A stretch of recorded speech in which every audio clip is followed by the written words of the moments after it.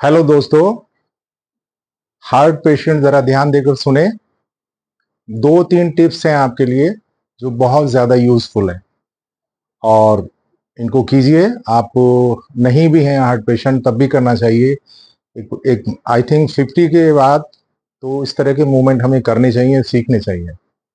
देखिए, ये जो नर्व होती है यहाँ पर, इसको अपने इंडेक्स और मिडिल फिंगर से क्लॉकवाइज कम से कम 10-12 बार घुमाइए। एंटी क्लॉकवाइज थोड़ा हार्ड करके, हाथों उंगलियों का प्रेशर बना रहना चाहिए। कम से कम इसके 2 राउंड। इसी तरह से ये जो हाथों का ये हार्ड पार्ट होता है, दिस वन, ये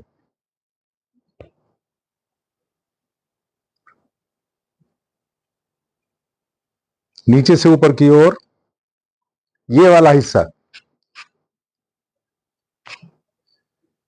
इसके अलावा दोस्तों, सुबह को उठ के ब्रश करने के बाद आपने देखा होगा जब हम दोनों फिंगर अपने गले में डालकर करते हैं तो एक जर्क सा लगता है पूरे शरीर में।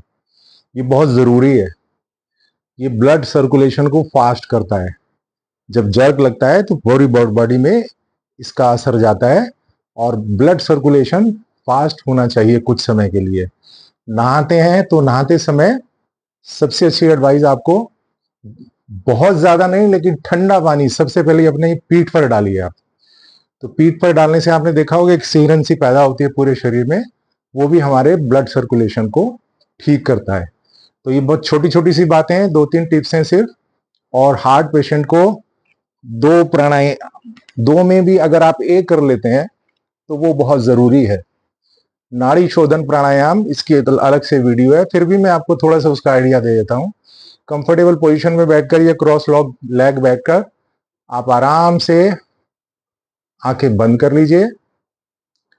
राइट हैंड को थंब और रिंग फिंगर की मदद से आपको इसको करना है। हमेशा लेफ्ट से शुरू कीजिए। लेफ्ट से सांस भरा आपने, सपोज आपने 5 सेकंड या 6 सेकंड सांस भरा है, उसको हाफ टाइम रोकिए। जितने टाइम भरा था उतने टाइम में ही छोड़िए, फिर रोकिए। लेफ्ट से सांस लिया, हाफ टाइम उसको होल्ड किया, राइट से छोड़ा, फिर होल्ड किया, राइट से लिया, होल्ड किया, लेफ्ट से छोड़ा, होल्ड किया।